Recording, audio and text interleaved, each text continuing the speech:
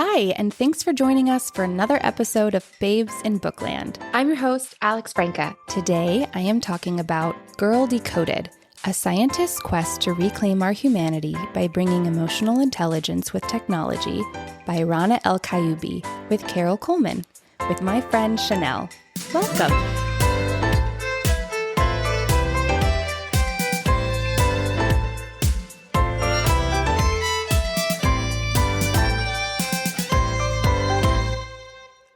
Hi, Chanel. Hi, Alex. Thank you so much for being here. I'm so excited to be here. Thank you for having me.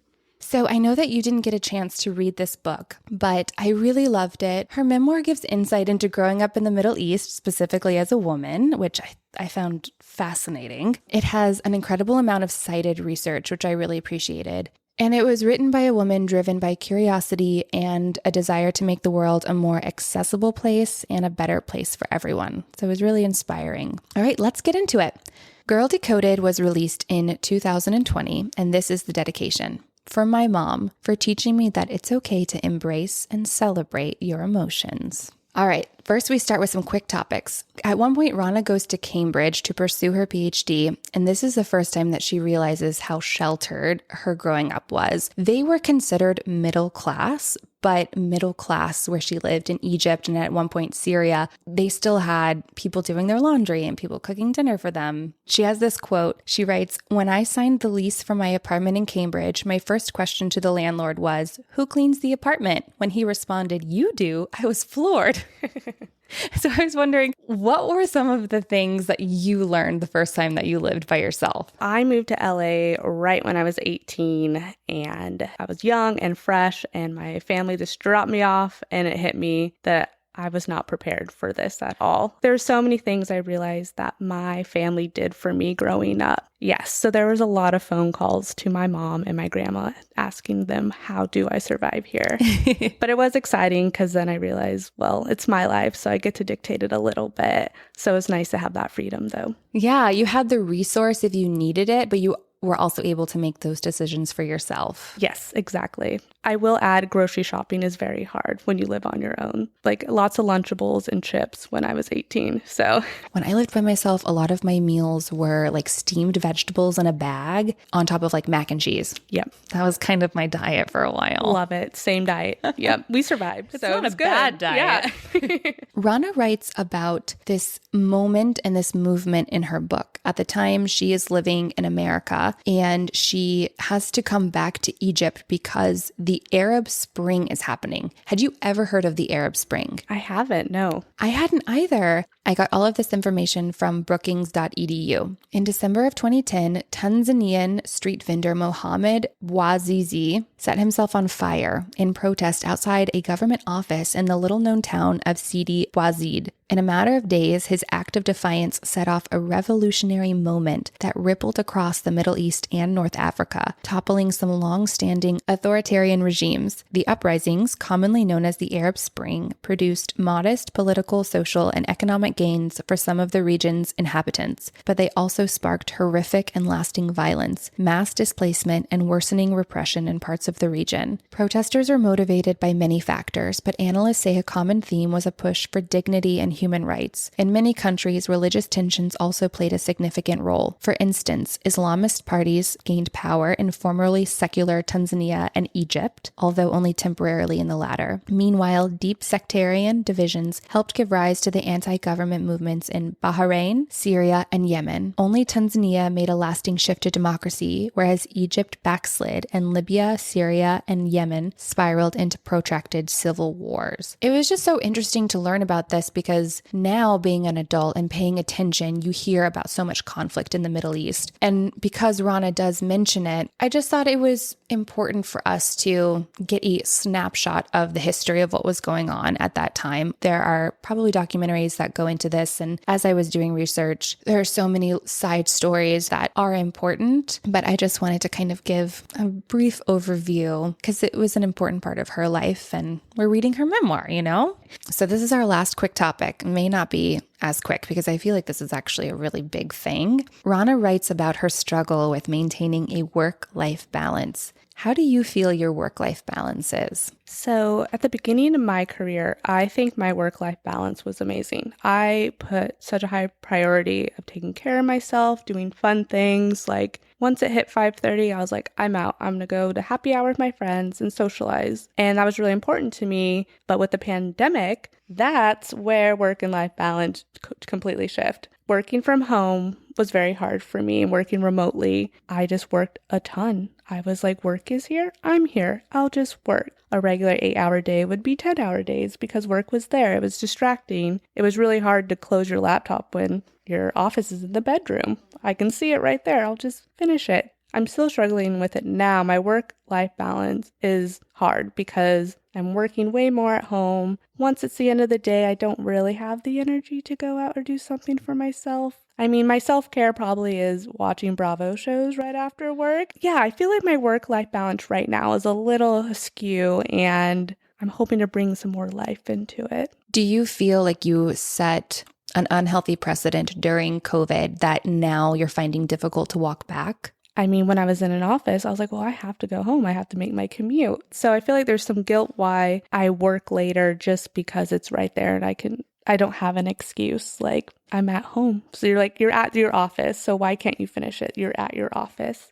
So I think, yeah, it is a little bit harder to kind of go back to that sense. Like, no, I'm only working 8 hours and turning my laptop off and going hang out with my friends or my husband or just doing something for myself. Do you feel like if you don't do that, somebody else will? Sometimes it's either someone else will do it or it'll look bad that it took me a little longer if I didn't finish it that day or whatever time frame I gave myself or gave my team. I'm very bad at being honest if something might take a little bit longer for myself or there's a new challenge. I sometimes overpromise, like, oh, I said 3 days. It'll take me 3 days. I'm going to finish it in 3 days. And if it's not, I will just stay up till midnight and try to finish it and keep my promise. So I think that's where I struggle, just the honesty and open communication on some projects. It feels like just generally in our culture right now, there's such an unhealthy push towards people being accessible 24/7, people being expected to do things 24/7, no matter what your field is.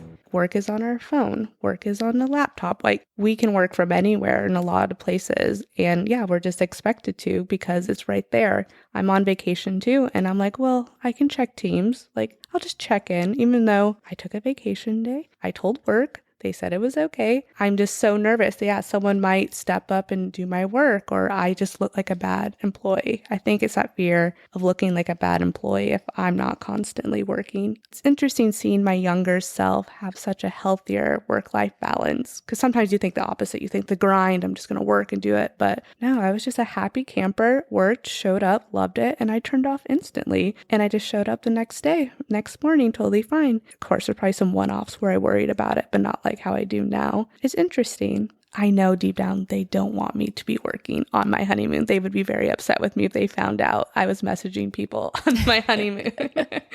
So I'll definitely unplug. It's important. It's key.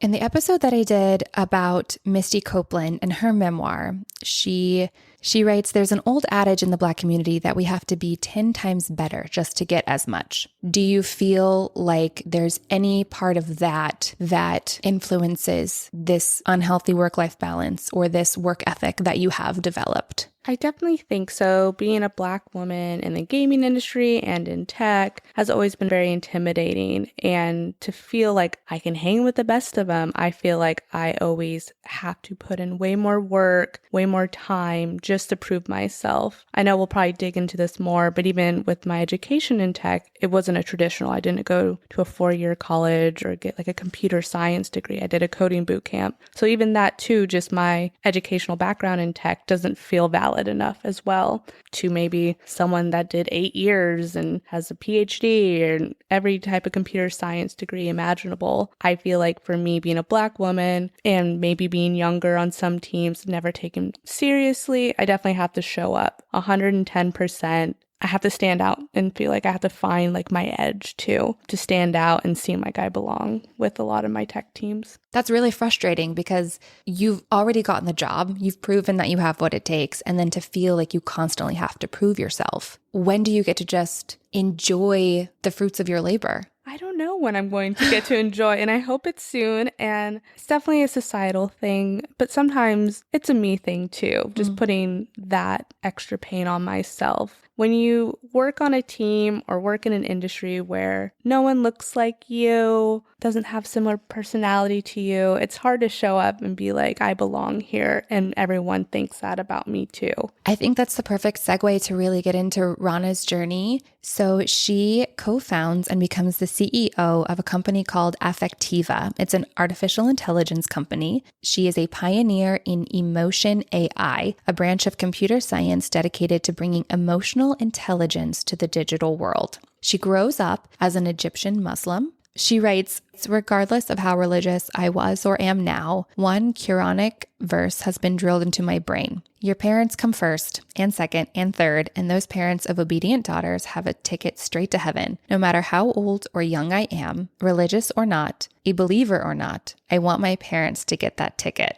Okay, that's just really kind of encapsulates exactly what we've been chatting about. Okay, Rana writes, in some parts of the fundamentalist Muslim world, educating girls is not a priority. In others, it can get you killed. But my parents revered education. Our lives revolved around it. So it sounds like she was very fortunate to grow up in the family that she grew up in. They were very encouraging of her education. They had high expectations of her, but also gave her the tools to help her succeed in that way. They traveled a lot, and this instilled a sense of wonder and adventure for her in the world. And there was no fear of other. It was only curiosity and open-mindedness. She writes, I may have been sent to Western-style, more progressive academies than the typical Middle Eastern student, but at home, traditional values reigned, especially when it came to the role of men and women. On one hand, my father was extremely progressive for the Middle East. He believed that women should be educated, and he himself married a successful educated woman. On the other hand, he expected my mother to wait on him hand and foot. For example, I never saw my father walk into the kitchen for a glass of water. He would ask my mother to go get it for him, and she would comply. I don't think he realized what he was doing. It was ingrained in how he was raised. I just love learning about how we all came to be like who we are. And I think I'm just getting to an age too where I'm reflecting on that more with my parents as well. Okay, there's a really big moment in Rana's life where she is living in Kuwait at the time, but she and her family except her father, go back to Egypt to visit her grandmother. And at that moment, that is when Saddam Hussein invades Kuwait. Her entire world is turned upside down. She doesn't hear from her father for 2 weeks. She has no idea if he's alive. She really struggled to deal with the emotions that she was feeling in the culturally appropriate way. And she would dive into her schoolwork to cope, focusing on things that she could control. I grew up in a household that stressed hard work. Complaining was not tolerated, and no one slacked off no matter how tough things got. These values made me resilient in the face of major upheavals and setbacks, and for that I am grateful. But there was a downside. I avoided expressing negative thoughts at home because I believed that would be seen as whining. We would never talk about our fears or anxieties. That was unacceptable. We soldiered on even when our lives were being turned upside down.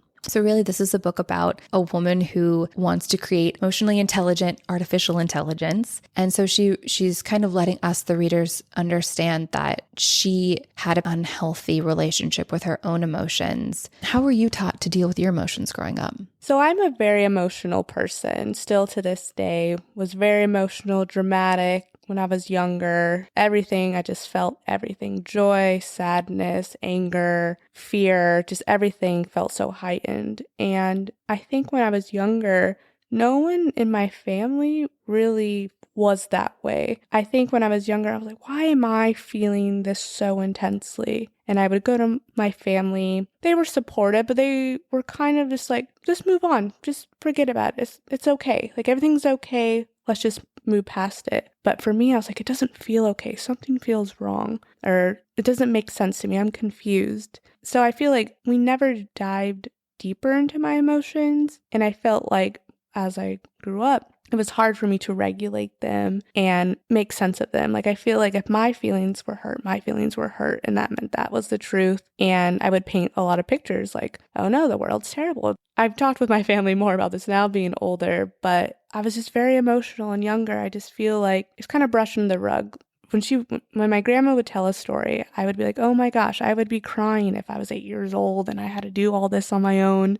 Her whole attitude, still to this day, is just like, it's fine. I've probably seen my grandma cry maybe 2-3 times in her life, and then everything's fine. I think I grew up in that household, just like everything's fine. But for me, something didn't feel fine, or I was very confused by it. It was very hard for me to regulate my emotions, not let them control a lot of things, like my decisions. Yeah, I'm the same way. Yeah. I've had to do a lot of work on that, honestly. You just constantly have to check in with yourself, reflect. But a part of me does also wonder if it's like a generational thing, because my grandparents were kind of the same way. Just like you can't let some of the things get to you, that it's almost like a privilege, our generation, that we are able to talk about our emotions so much and have them and feel, valid having them, when like my grandparents, you just had to keep going. We have every right to be. You can feel bad and shitty, but still be very grateful and be optimistic and see the future and see everything being okay. Because I think for me, when I was younger, it was so black and white. It was either the best of times or the worst of times. Like there was no gray area. And I feel like right now I want to be in the gray area. I think emotions are beautiful and they're just so inspiring, and being a creative and in tech too, I think emotions have been really beneficial for me and connecting with people and be able to understand them more. Like, this sounds silly, but like just communicating with yourself through your emotions. Yeah, emotions are emotions, and that's just what they are, and we just keep going through our days. Yes, agree. Like we're just trying to survive. We're alive, we're healthy. And however I feel, it's okay because I'm here. Yeah, exactly. Okay, so let's get back to Rana. We'll keep going through her education journey because obviously emotions are very important to her. Rana is incredibly smart, like super smart. She is 13 when she starts applying for colleges. She was restricted to applying to a university in Cairo so that she could live with her grandparents because she was not able to live alone, because that's not what nice Egyptian girls did. And she talks a lot about what nice Egyptian girls do throughout her book. She gets into the American University of Cairo and majors in computer science. This is what she has to say about coding. She writes, "Writing code is as much an art as it is a science. Good code is elegant and efficient. In programming lingo, good code is well documented, meaning that if another programmer looks at it, it should be evident to her what the code is for. Poorly written code is overcomplicated and just plain sloppy. Programmers refer to it as spaghetti code because the information is tangled up like strands of spaghetti." I don't speak code. I tried when I had a Zanga to code my Zanga for a little while there.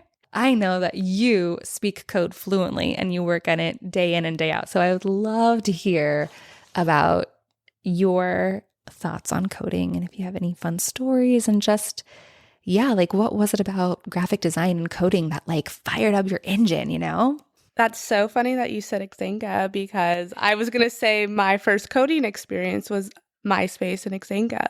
And I never knew I was actually coding at the time. I just realized I was 10 years old when I was first coding. I never had a desire when I was younger to be in tech. And I don't think that was really pushed in school either. We didn't have any computer classes. We had a typing class, which I took, and that was it. I went into graphic design, and I went to school for print design. So I wanted to do packaging or work in publishing or a magazine. That was my goal.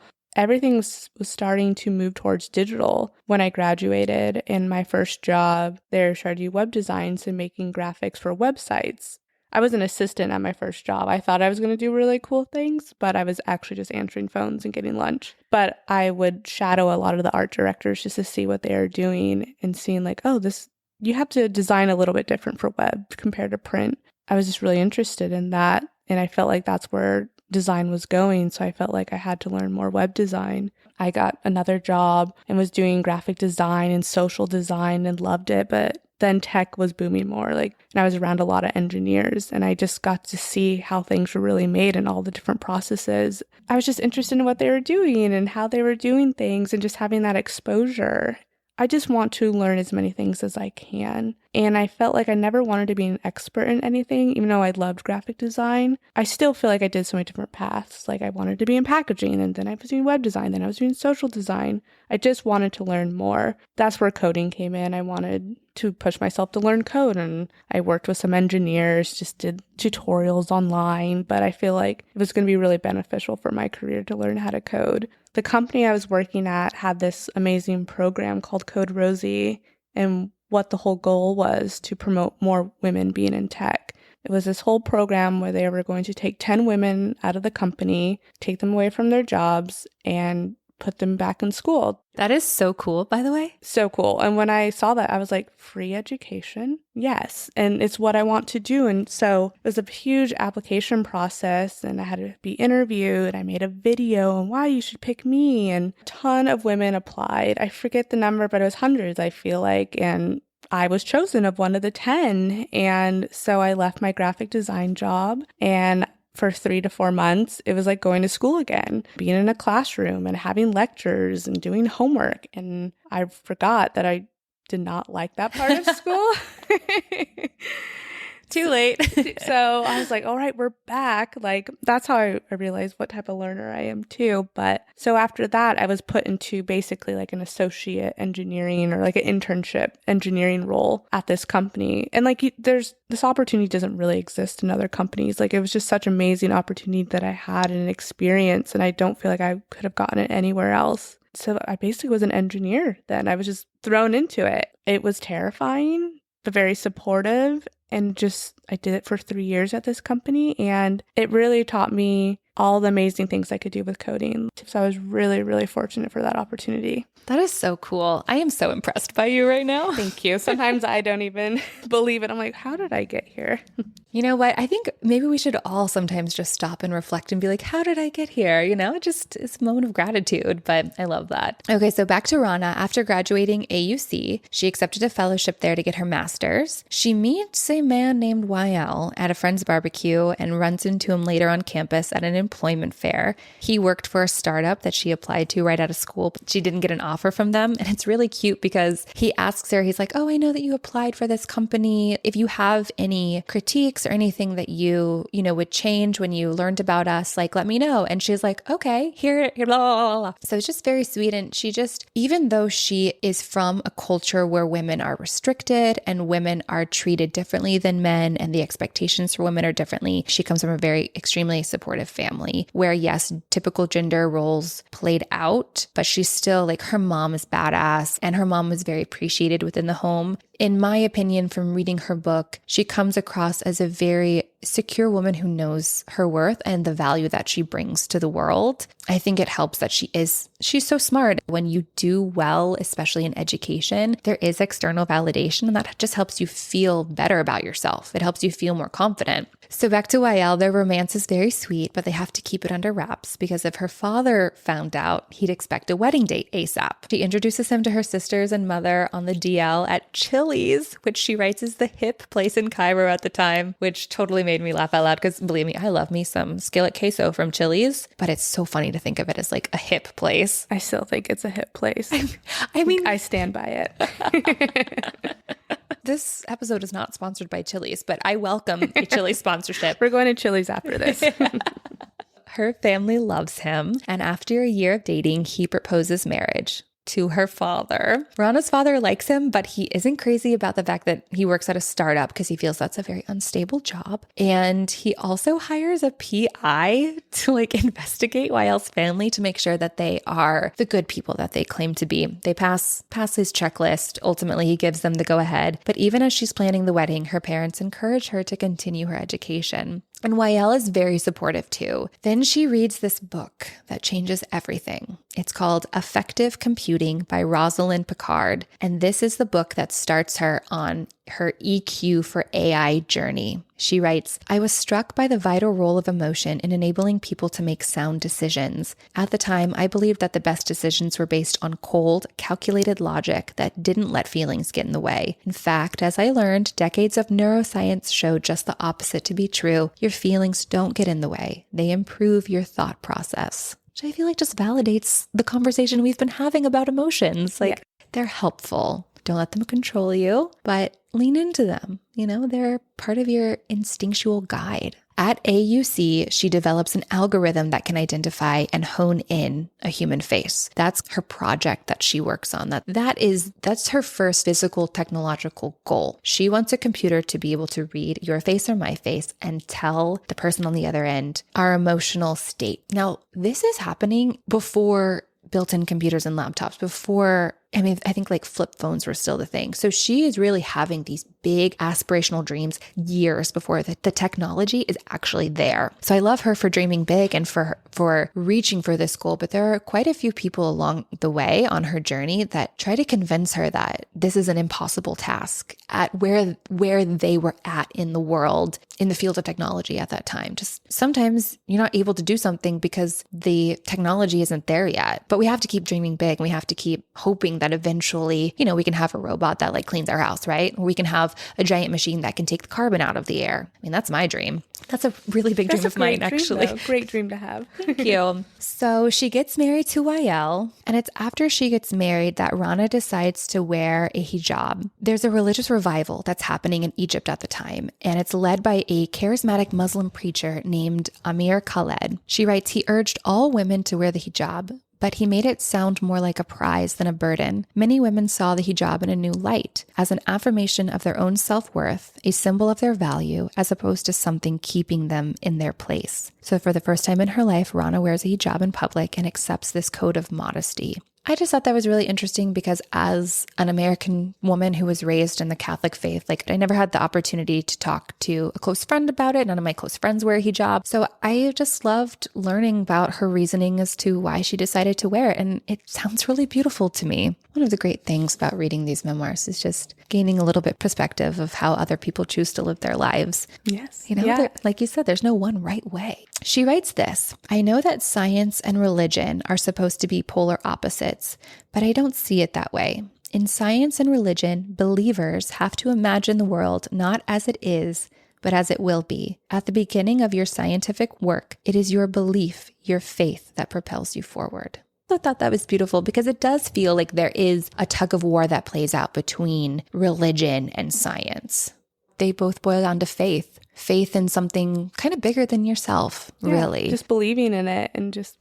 She'll talk about this more later, but she reflects on her religion later and decides what works about being religious for her and what doesn't, which I think is a nice journey for everyone to go on. I think you should always question everything. Agreed. I agree with that. Question everything, be open to everything, and then you have all the material you need to decide what works for you. I think that's also part of being a scientist. It's curiosity. Yeah, you have to be, I'm not a scientist, but I feel like if you're a scientist, you should be open to everything. Yeah. So you have all the data you need then. Yeah, exactly. So Rana goes for her PhD. She knows that that's the next step in her journey in creating an emotionally intelligent computer, and she wants to pursue a PhD in computer science. She really credits Wael's belief in her and his forward thinking not to hold her back because she feels free to apply to the University of Cambridge, even though they are barely into their marriage. And it's a top computer research center. She receives the full scholarship. When she gets in, she's still conflicted and she seeks her parents' counsel, assuming that they'll tell her, of course, her education is very important and to pursue it,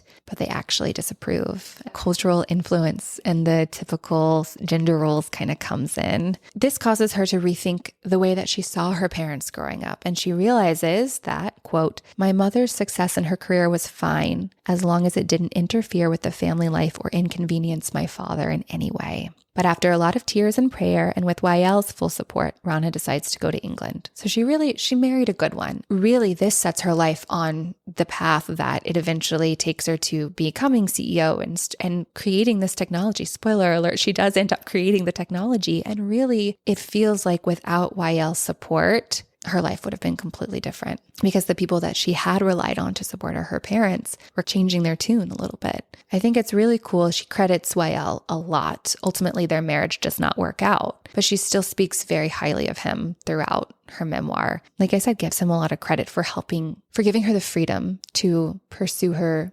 passions. And this is really her passion. She is so passionate about creating this technology because she truly feels like it's going to change the world and make it a better place. So as we talked about earlier in the quick topics, Cambridge is very different for her and living on her own is very different. She writes, I was struggling to reconcile being a nice religious Egyptian girl while fitting in and being independent. It really shocks her and upsets her when a male colleague tries to give her a side hug. I mean, that's just not appropriate in her mind. And it's always so tricky, right? When a clashing of cultures happens, and how do you express your discomfort with something when in somebody else's culture, it's just such a non-starter, right? Mm-hmm. Like a side hug by a nice guy. Like, and she's just like, oh my gosh, he touched me. This is a man that I don't know. This is a man that I'm not married to. I'm a married woman. I just can't imagine how uncomfortable that situation was for her. It's hard for her there. There's no support system, but she's determined to succeed and figure things out on her own. She writes about how she didn't want to draw attention to herself with her hijab when she first starts, so she wears hats instead. But she talks about how the hats were actually like kind of outrageous looking, polka dotty and purple fedoras and stuff.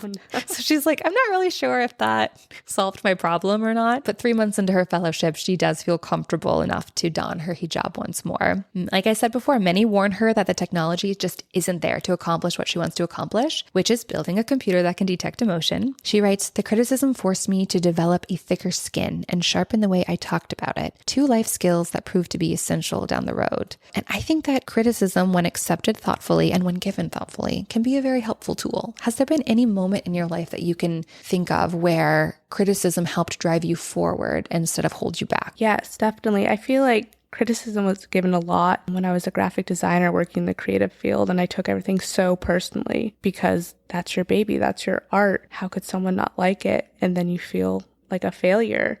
But I feel like thinking that way pushed me so much farther back in my design and my work. And it took a few years to be open to criticism and realize it can drive me forward. Even my job right now, I take criticism very well. I've had my managers tell me that. And they're like, oh, you take feedback and notes really well. And you're very positive when someone gives you feedback. I think that's really great for relationships and building bonds when you can come across as not combative and be like, hey, I totally see your point and your feedback makes sense. Thank you. But then I get to decide if I want to do it or not. But I think that is such a better way to handle it than taking criticism personally, to just be open to new ideas. Because there are times where I was like, oh, that's a great way to solve that. I really appreciate you taking the time to like criticize my work and like give me feedback. That was very helpful. Yeah, criticism is great, and how you handle it is really important. Yeah, I think it's about taming that big bad ego. Yes, always, always, always, always. Going to college for acting, there was no other way than to like be criticized day in and day out. In fact, the thing that I struggled with was holding on to my confidence because I just felt so criticized from left and right. But then, you book jobs, you're validated that way. But as I've pivoted more into screenwriting, I think because I know enough to where I've read a lot of screenplays and like I know inherently what works and what doesn't, but I didn't go to school for it. I don't have an ego like I completely 100% know what I'm doing. So I love feedback from people because it is so incredible what those conversations can spark. That's kind of what happens with Rana. There's a really great moment where she does this awesome thing for her first presentation. She has to present her idea to this group of people that she's going to work with to get her PhD. And she's already hearing rumblings of people being like, that Rana, like what a crazy girl. Like she can't do this. And she goes in and she stands with her back to them and she starts talking. She feels this shift in the room behind her, everybody kind of leaning forward and being like, wait a second. And she turns around and she's basically like, it's really important that you see my face and you understand the emotion behind what I'm saying, right? Now imagine if you can't do that because of XYZ. She writes, by now you see how important the face is to communication and can imagine how hard it would be to understand each other if we didn't have access to it. More important, it drove home the point that when we are on our computers, we are always face blind. Someone suggests that she looks into autism, and she writes, I was intrigued. Were there human beings born emotionally blind, struggling with the same human skills that I was trying to teach computers? And this sets her off in such a wonderful direction because it's true. people on the autism spectrum, people with autism, have a really difficult time understanding the emotional cues that people give them. And so it was such a great path for somebody to suggest to her. And she ends up reaching out to Simon Baron-Cohen, yes, the cousin of Sacha Baron Cohen, who is the head of the Autism Research Center at Cambridge. He allows her to access his database of actors depicting specific emotions that he's using to develop tools for children on the autism spectrum. Basically, he had invited all these actors into his studio and said, okay, show me fearful, show me confident, show me, so that he could later show these videos to children who have to learn what those cues look like. They are not inherent to them. Having access to this database is what completely turns the corner for her in her work. She uses this to teach her computer what the different emotions look like on faces. She needed this resource, or else I don't know how else she was going to teach the computer what all these different faces need. Like, it was perfect for her. She goes into a lot of detail about the database and how it came to be and why it's important in the book. But I'll leave this section with this quote. The goal was to train my algorithm not only to recognize faces and discern features, but to identify facial expressions and infer meaning. That task required a number of interim steps. The computer had to first see the face, identify the features, analyze the expression, and then make a judgment call based on probability. This is one approach to AI called machine learning. So she's getting her PhD. She misses YL desperately, and it's extremely hard to be away. They're at the very beginning of their marriage. Could you imagine you're in your first year of marriage if you and your husband were in different countries right now, and one of you was extremely focused on getting a PhD and the other one is extremely focused on starting a startup? That's so difficult. But she really believes in what she's doing and the importance in the world. But YL comes to visit her, and later she realizes she's pregnant. She continues her PhD track even after Jana is born, which blows my mind. The gumption and the grit that this woman has, nothing is holding her back from accomplishing her dreams and from pursuing this thing that she believes so deeply. And it really was inspiring, because there are days where pregnancy is not the easiest thing in the world. You feel exhausted, you feel nauseous, you feel sick. She felt all those things, but she was like, I'm here, I have to do it. With a supportive family and a great daycare, she makes do. Yes, Jana is with her in Cambridge and not with YL in Cairo. And she has multiple dreams, motherhood and her dream of building this technology. So she's in Cambridge, she has Jana. Then something incredible happens. Rosalind Picard, the woman who wrote the book that changed her life, is coming to Cambridge. But this means that Rana has to stay in Cambridge for the summer, which was not part of the plan. She was supposed to go home to Cairo and YL, and they were going to do the family thing. But again, YL is very supportive and encourages her to stay and meet Rosalind. Rosalind is very excited about the potential of Rana and her technology and offers her a job at the MIT Research Lab after she completes her PhD. And again, Rana is so torn, because this is her dream job. This is the big break that she's been waiting for. And she knows that if she's going to continue her pursuit of this technology and creating this ability for the computer, she has to be at the MIT Research Lab. Like, it is the best of the best. But she feels like, as a woman, as a partner, she needs to be back in Cairo with her husband. But Rosalind will not take no for an answer. This is amazing hearing how hard Rana worked. And it's really paying off. Like, her dreams are coming true. I can't imagine how tricky it would be to have your dreams take you someplace so far away from where you intended to originally start your life. I do think she's really fortunate that her husband was so supportive of her at this time, because it does seem like that's an anomaly. To have somebody who you have their child and they're like, yeah, go for your dreams. Like, I believe in you, even though that means you'll be living in a different country across an ocean now. I mean, it's crazy. It is impressive that they both get to experience and do their careers and do their dream jobs that they want to do. Because sometimes it does seem one or the other, or one has to shift. I don't think I could do this, what they were doing, but it is impressive still that they still did it. Completely agree.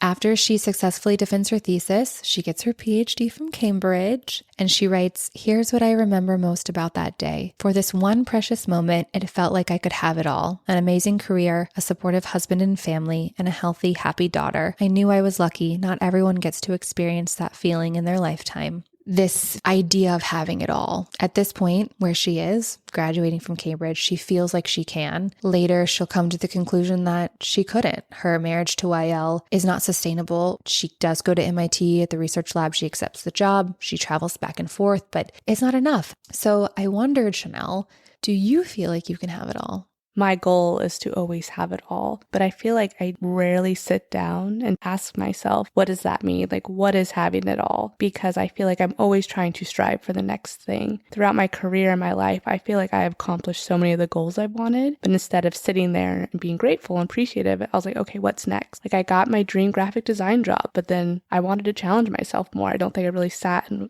realized I'm 22 years old. I have my dream job already. Like, I have it all. So I feel like you can have it all. You just have to sit and be appreciative and look what you currently have. And then you'll feel like you have it all. Exactly. Yes. I do feel, though, that as women, we are shown in our culture that it's difficult for us to have it all. It does feel like being a woman, to have it all, we have to sub something out. Like, if you want to be successful in your career, that message is given, then you can't have kids a lot, when obviously that's not the reality. But it does feel like societal pressure makes women feel like we can't have it all. We do have to sub something out, or settle for something and be okay with it. I feel like it is possible, but we need our society and our culture to get behind women, to support them, to say, yeah, we want to see you at the top of these fields. We want you to be the CEOs. We want you to be the Supreme Court justices and the lawyers and the Congress people. And so in order to do that, we're going to vote to have this legislation passed so that you can be supported in these ways. Yeah, that is very true. Like, we need so much more support as women, especially if we do want to have kids. My husband and I, we want to have kids, and that's a goal. And my fear is, how am I going to keep my career? Because I'm very career driven and I know I need it. And I believe currently, like, if I do get pregnant, have a kid, I have 12 weeks off. I mean, that's great. A lot of people don't even have that. But to me, I'm just like, my whole life is going to change. Everything, physically, mentally. And I only have 12 weeks to just figure it out and then jump right back into it like nothing happened. And there's always a fear of losing your job. I haven't mentioned to anyone I work with that I plan to try to have a family and have kids in the future, because I'm scared. Oh, if there's layoffs, well, Chanel mentioned that she wants to have kids. Probably won't be working. So yeah, there's that fear, and it's not fair. Yeah. So Rana goes on to be a part of the MIT Media Lab, which I said, and Roz makes it happen because she doesn't take no for an answer. And Rana writes, when I got the offer to join the MIT Media Lab, I basically told YL I was going. I didn't flat out say, whether you like it or not, I'm pursuing my dream. But I didn't ask his permission either. This was a radical departure from how we had interacted up until this point. I had always sought out his advice on just about everything and believed his opinion was more valid than mine. For the first time, I felt confident to make up my own mind. I felt as if I had something important to contribute to the world, and I wanted to see it through. She's doing it all. She's doing it all. She writes about how the lab is full of intellectually defiant, disobedient misfits, which sounds fantastic to me. She writes, the fact that I, a married Muslim woman with a child leading a conservative lifestyle, had broken with the stereotype of what women like me were supposed to be, made the lab a perfect fit. So Rana goes into great detail about all the hurdles that she faced when spinning out, which is when you take the technology that she develops at the lab, a computer being able to read expressions, and forming a company. Basically, she gets to the point where everybody around her is like, it's ready. Like, now it's time for you to spin out. And I had never heard that term. I thought that was really cool. She also writes how the technology that she and Roz developed at the lab, along with so many people, helpful people, was utilized in a lot of different fields, including being used as a tool for autistic children, which was one of her early goals, used to help diagnose Parkinson's earlier than other methods. There's a really lovely moment in the book where she writes about how it helps a transgendered woman gain confidence because the computer identifies her as a female even when her family won't accept her. It was really moving to read that part. And Rana is just constantly kind of surprised about how impactful this technology that she's created has been. It's amazing when tech helps inclusion and accessibility, because sometimes I feel like more now it's a priority in tech, but I feel like in the past it wasn't when she was doing this. This is amazing. Yeah, I mean, it's using the greater power for good. Mm-hmm. Working in Boston and living there, like I've been foreshadowing, not even foreshadowing, just straight up saying, Told us. puts a strain on her family. And although her career is going well and she's making the technology she so believes in, ultimately YL wants a divorce. But their families literally won't allow it, Chanel.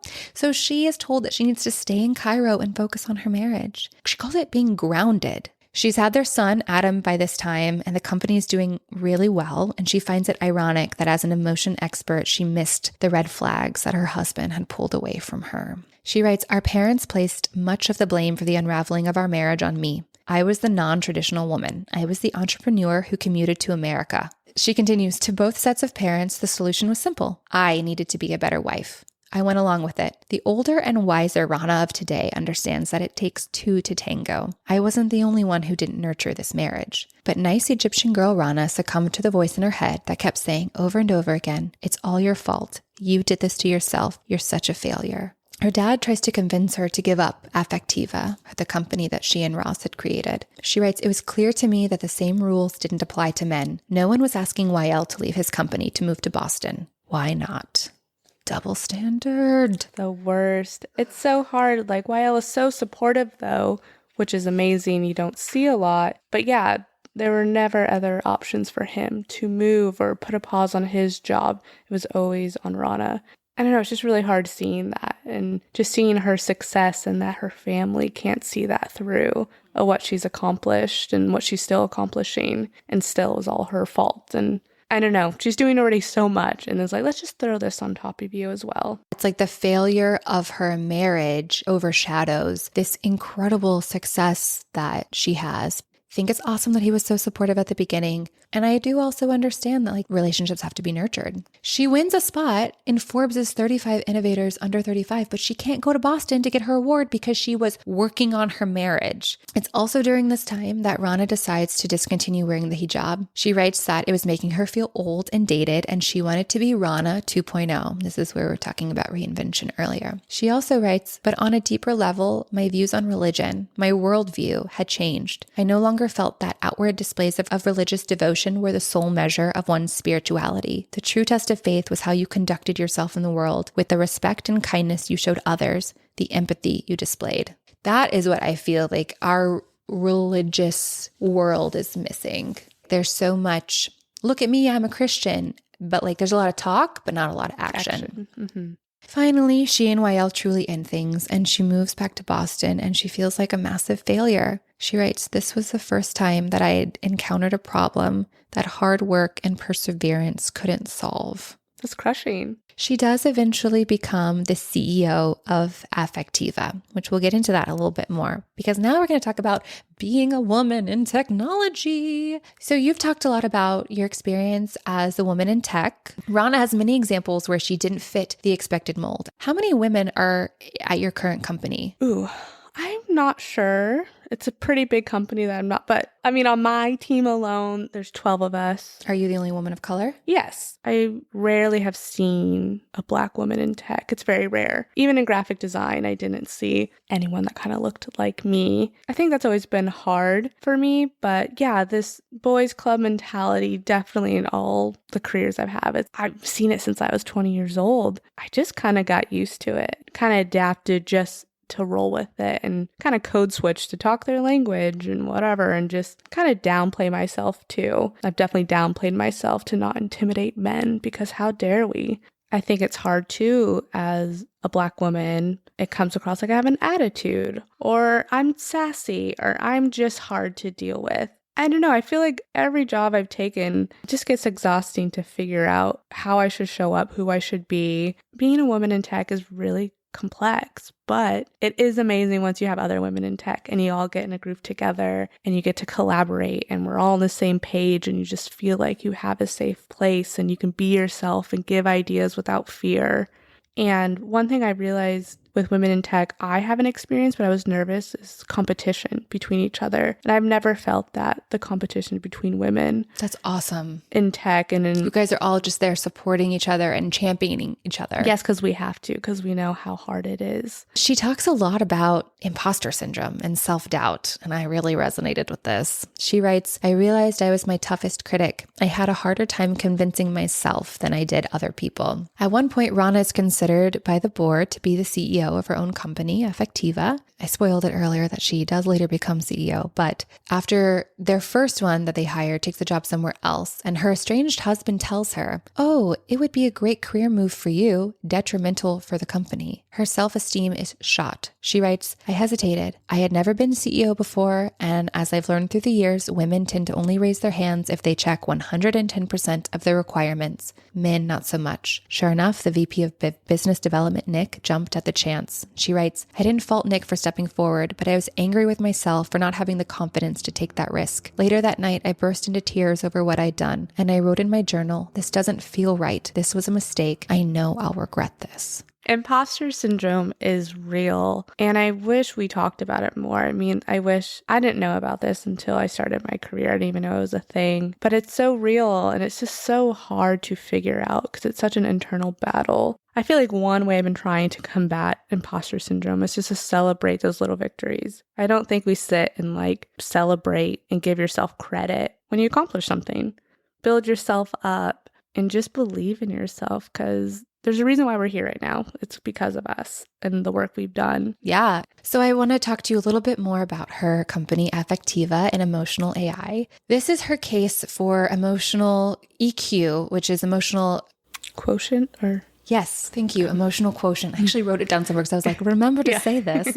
In technology and social media. She writes, social scientists say we are in an empathy crisis. It is the inability to put yourself in another's shoes and feel compassion, sympathy, and kinship for another human being. This stunning lack of concern for our fellow citizens permeates and festers in the cyber world, especially on social media, and is spilling over into the real world. We are at risk of undermining the very traits that make us human in the first place. I don't know, I really thought social media was really positive, and it was a way to connect with a lot of my friends when I moved to LA and they lived back in Washington. But it's so interesting how disconnected I've been for so long and not realizing it. I don't know, I've just realized I've spent hundreds of hours doing it, and I'm like, I could be having really meaningful conversations with my husband and my friends, or calling people more. Yeah. Rana writes, for many of us, computers have become the primary way we communicate with each other. We may all be connected all the time, wherever we are, but it doesn't mean we are actually communicating or connecting in a meaningful way. Words alone do not convey the true meaning of a message. The vast majority of human-to-human communication is transmitted through our non-verbal signals, facial expressions, and fluctuations in voice, gesture, and body language. All of this is lost when we communicate online. And it's true, you can't pick up tone or context sometimes from a text message. So Rana's ultimate goal is to enable human beings to retain our humanity when we are in the cyber world. And her quest is to humanize technology before it dehumanizes us. There are a couple of more quotes of hers that I want to discuss with you. For as long as I can remember, there has been an ongoing struggle to reconcile my dreams and goals with my upbringing. The voice in my head is filled with self-doubt. It whispered, you can't, you shouldn't, you wouldn't. For the longest time, I listened to that voice. I stifled my emotions. I focused on doing what people around me thought was right. But the journey that has taken me from nice Egyptian girl to a strong woman in charge has been one of finding my own voice. I am no longer afraid of expressing my emotions and acting on my feelings. This gave me strength and understanding and made me a better leader, CEO, and human being. I have learned that the greater fluency and mastery we have over our emotions, the more confident we can become in allowing ourselves to be vulnerable, allowing ourselves to open up to others and with ourselves. This is how we become truly empathetic. I agree. We are worthy, and it's okay, and it's not an inconvenience to feel this way. Because I feel like as women, we always just feel like an inconvenience. Not to speak for everyone, but I definitely feel like I'm an inconvenience with my feelings or how I view the world. I do too. So yeah, I think part of Rana's journey was feeling okay with her emotions. And it sounds like part of your and I's journey is realizing that it's all okay. And however we decide to show up as women is how we are showing up as women. And that's valid. Yeah. And it doesn't make us weak either. it makes us stronger. Empathy and being empathetic is such a strong skill. Sometimes people view it as weak or easy to walk over. I view myself as a very empathetic person. I feel like it's what's helped me build strong relationships and have people feel comfortable around me. I try to lean into that and be like, this is a good thing to have. Yeah. Being empathetic. I think empathy is beautiful. I think the world needs more of it. And it's just coming from a place where we just try to understand one another a little bit more as opposed to having judgments. At one point, she supports her daughter in going to a friend's bar mitzvah, and her very conservative aunt is very shocked and appalled by it. But Rana writes, "It is a testament to my ability to grow and to become a citizen of the larger world." I love that. Citizen of the larger world. I don't think you have to be religious to believe in something bigger than yourself and want to be a part of something greater than yourself. We're all connected in some form of way. I've always felt no matter our differences, who we are, how we were raised, we're all connected. Like we're still all part of the same energy and connected. So how you show up. Yeah, it ripples out. It ripples out to other people. Yeah. That was Girl Decoded by Rana el Kaliouby. This was so nice. Thanks for inviting me and letting me tell part of my story. I'm definitely going to go back and read this, and because I'm really interested in the AI portion, just to remove some fear I have. The memoir was mostly just a reminder to remain curious, steadfast in your convictions, lean into empathy, and together we can all build a better world for each other. I love it. Thank you so much for talking with me today, Chanel. Bye. Bye, everyone. Thanks for listening to Babes in Bookland. To access the full version of this episode, you can subscribe on Apple Podcasts or support us on Patreon. Visit babesinbookland.com for more information.